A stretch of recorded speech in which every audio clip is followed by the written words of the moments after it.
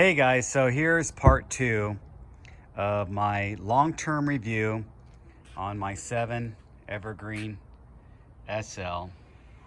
And I did the first part of the long-term review just yesterday as I was finishing up what ended up being a 104-mile ride. So first, let me tell you my intent for this bike, because if you may be building up a custom bike for different purposes. My intent was to have an all-day comfortable riding bike, not a race bike, not something that I'm gonna PR and whip up the mountains as fast as I can and then race down them. This was meant for an all-day, spending most of my time sitting in the saddle and spinning, and that's what I did yesterday for hours and hours. I think my total time yesterday was like 7 hours in the saddle. I mean, of course, I stopped a little bit too, but for the most part, it was an all-dayer.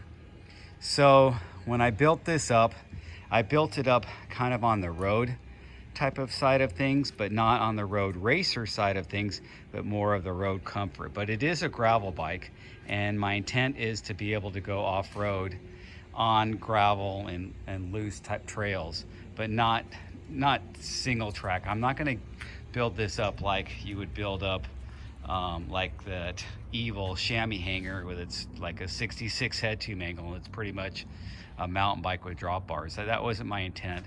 I'll never put a dropper post. I'm not intending on going down any steep rocky or steep single track.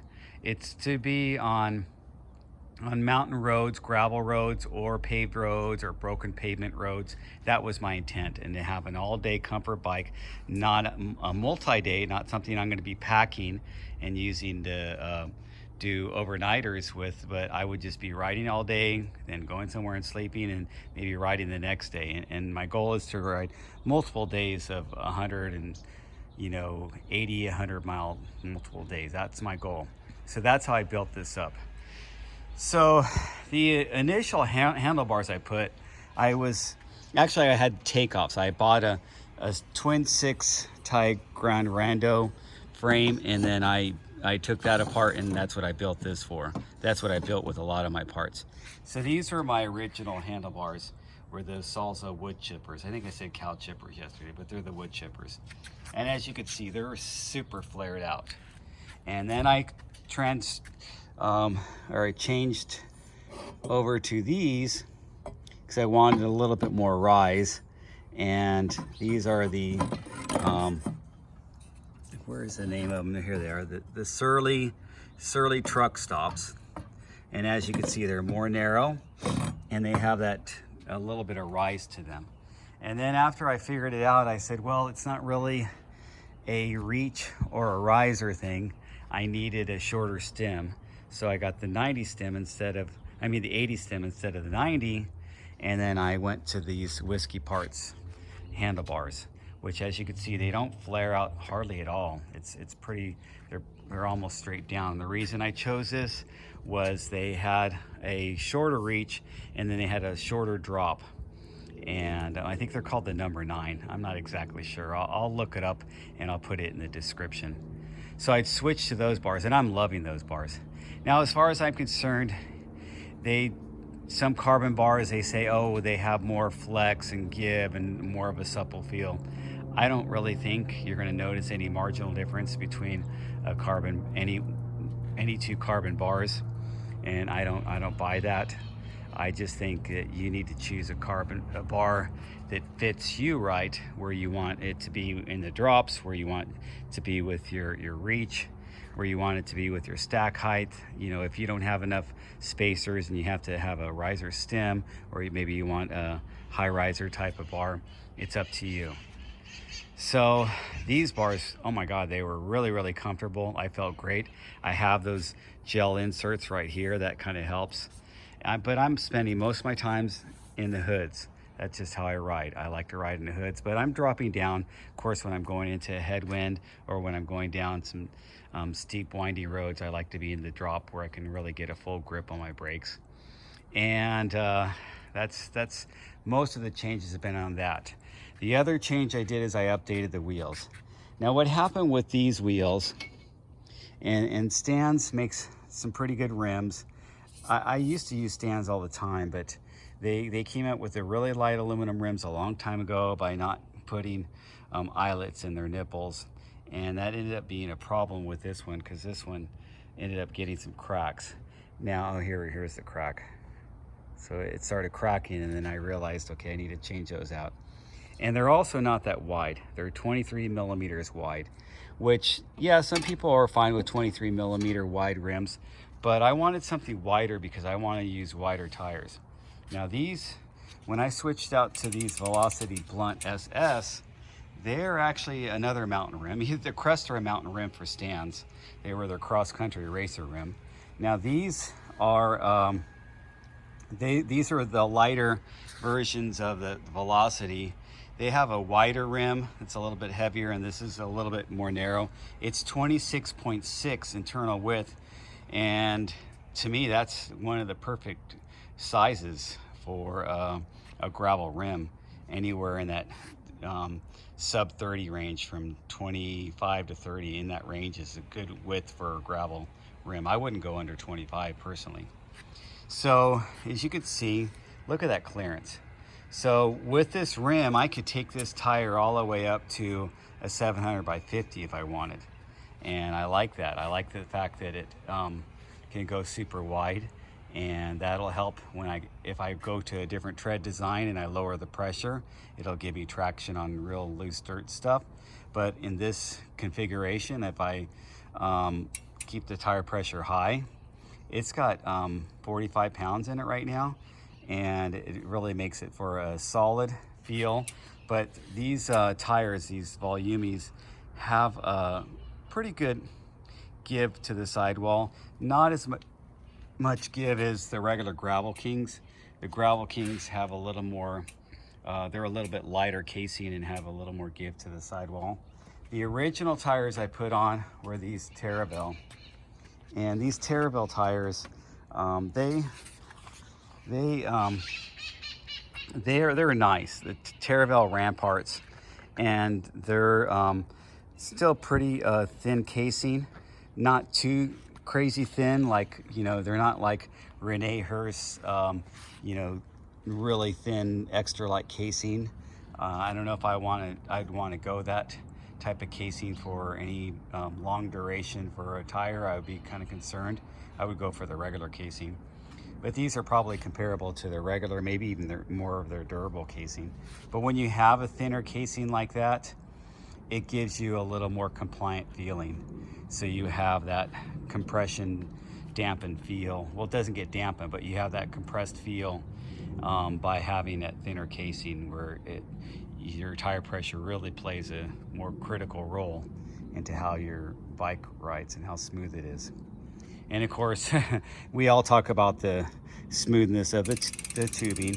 Now this Seven uses, I was going to show you the name, here we go.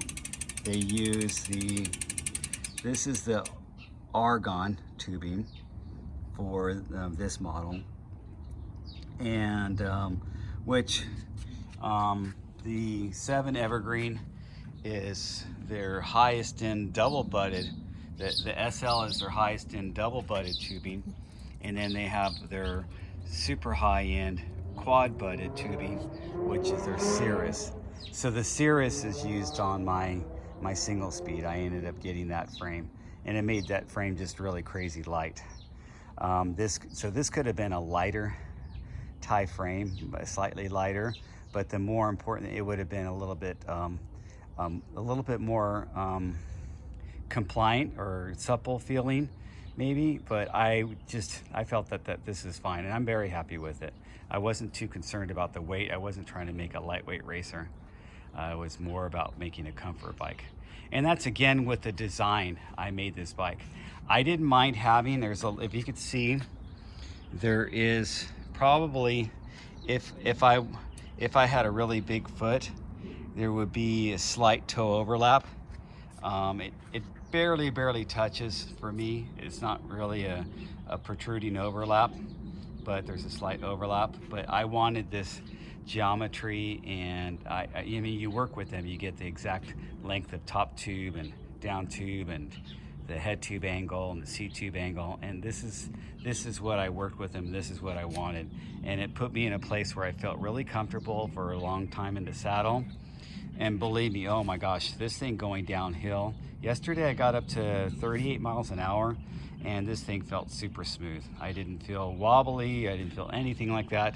I felt like it was just super smooth going downhill. And so I like this geometry for the fact that I can go down really fast hills and feel really comfortable. So some other basic things that I put on this build: Chris King headset, you can't go wrong with that. And I took that off my other bike and put it on there, and that's why it's that pewter color or the satin finish. Put the NV seat post and the stem, the ergon saddle, the Easton cranks, which this is their super light carbon cranks, and that's a road setup. It's a 52. I'm trying to think, it's a 52 38 or something like that. You could see that other ring is a little bit, it's pretty small. I wanted a 2x, and this was the Race Face Ultegra RX, which was before the DX. So if I wanted to lock out, if I really felt that it was, if I wanted to lock this out and felt that I was on rough roads and it might come off my chain might come off my derailleur, then I could lock it out right there. But I've always kept it in open mode, and I've never had a problem. That's actually an Ultegra cassette, which is a pretty small cassette. I think it only goes up to 28 or 30. But you know, with a 2x it's fine. If I was going to do a 1x, I would have to do a bigger cassette. But like I said, for my riding, I wanted the range of a 2x. I want to have a really, really big ring for the long flats, and I want to be able to go down to a little gear for some steep climbs. And which, that's how I finished my ride yesterday, with some real steep climbs. So at the end of the ride, you definitely want to have the lower gears when you're tired. I've retaped my bar tape with several types of tape. This is a Spank tape. You see the name there, and it's a kind of a nice finish to it. It's like a fake suede. And pedals I'm going to switch over to just regular Shimano XTR, the ones without the platforms. But I had the trail pedals, and I put those on there just to work for now until I get those other pedals. You know, I'm not going to switch to road pedals for this. I always use regular Shimano mountain pedals on all my bikes, and having uniformity really helps. And the bottle cages, like I talked to you yesterday, these are the Silca. I got the Silca bottle cages when I bought the Silca pump, and the best pump I've ever used, best hand pump I've ever used. It's literally, you don't even feel like you're gaining pressure in your tire. It pumps just as easy as that first pump stroke as it does when you're topping off your air pressure. It's amazing how well that thing works. And let me see, what else do I got going here? I think that's about it. So if you're out looking and shopping for the best titanium frames, and I'm going to say that without any type of remorse, I do think Seven is the way to go. And they will work with you and custom design it, and you will get exactly the bike that you wanted. I feel great, and I rode 104 miles yesterday. I'm going to ride again today. I haven't missed one day of riding in 2021, and my goal is to ride every day until I just absolutely have to take a break, and not because of exhaustion, but probably I'll take a break because of just time, not having time that day. Oh, and let me go over some other details. The Wide Industry hubs was another upgrade that I did, because I originally had some Handley hubs, and because they're blue, and I put them on there, and a lot of your old mountain bike hubs are 142 by 12, so that was the perfect size for this. So I bought the Wide Industry to match the front one, because I didn't have a front one. And listen how smooth those Handley hubs sound. I mean those Wide Industry hubs. And because I had to buy the Wide Industry front hub to get a 12mm through axle. When I bought the new fork for this bike, it was with a 12mm through axle. And look at the clearance on that fork. So as you can see, I can easily fit 700 by 50 C tires, front or rear. And I might go that route. I might try 45 first. I still got a lot of life on these tires. And these brakes have been great. These are the Hope RX4 brakes. And I went ahead and got a new set of brakes when I built up this frame because my other brakes weren't flat mount. I could have got that conversion to do a post mount to flat mount, but I just decided to go ahead and buy some new flat mount brakes just so I can get that pretty blue. And I kind of like that stuff. And this is the original bottom bracket. I haven't had to change that bottom bracket. Bottom brackets last forever when it comes to geared bikes. For me, I don't really have bottom bracket issues with geared bikes because I take good care of my bikes, but it's just my single speed that just couldn't take the abuse of that torque on the single speed, and I'm going through those bottom brackets all the time. But look how nicely those 4-piston Hope RX4 brakes are. They really clamp nicely, and they're strong. I can't tell you how nice they just grab, and you can modulate with them. The rotors are actually they're Hayes rotors, and these were Hayes rotors that they did a few years ago that had these were their lightweight rotors, and those have worked out fine. I actually been looking for the Hope rotors, and I was going to get the Hope rotors that go with these, and these are 160 mil, but the Hope rotors have been out of stock for a long time, and so I'm just sticking with those. But when I need to replace them, I'll go with Hope rotors eventually. If they don't have them, I'll buy another set of these. They've been fine.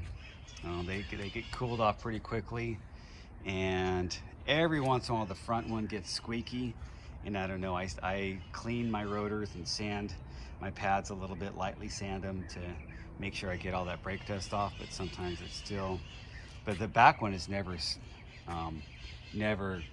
felt a squeal out of the back. It's felt fine. And I think I talked to you guys about wheels before. All my wheels are built with DT Swiss spokes that are the DT Swiss Super Comp, that are the thin butted spokes, so that gives me a little bit of flexibility. And then I use the longer DT Swiss nipples, and they're brass nipples, just because I want to be able to work on them. If I have to true them in the trail, I want to have a brass nipple that's not going to strip out on me.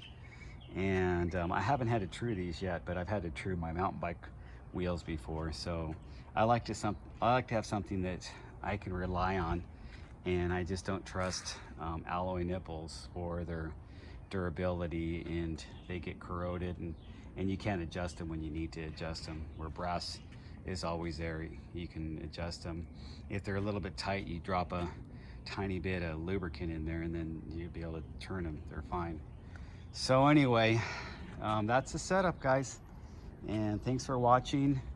Again, do yourself a favor. If you're shopping for a gravel bike, take a look at this one. Give them an email, give them a phone call, and they'll work with you. And you tell them the parts and what you want to put together, and they'll come up with a configuration for you. Really, the main thing you need to tell them is what tires you're going to use, what wheels you're going to use, I should say, and what fork you're going to use, and then you can just custom order a frame. And that's basically what I did. All the other parts I just had myself. Oh, I told them what cranks I was going to use, so they would know it was going to be 175 length cranks. So anyway, thanks for watching, guys, and I'll talk to you later.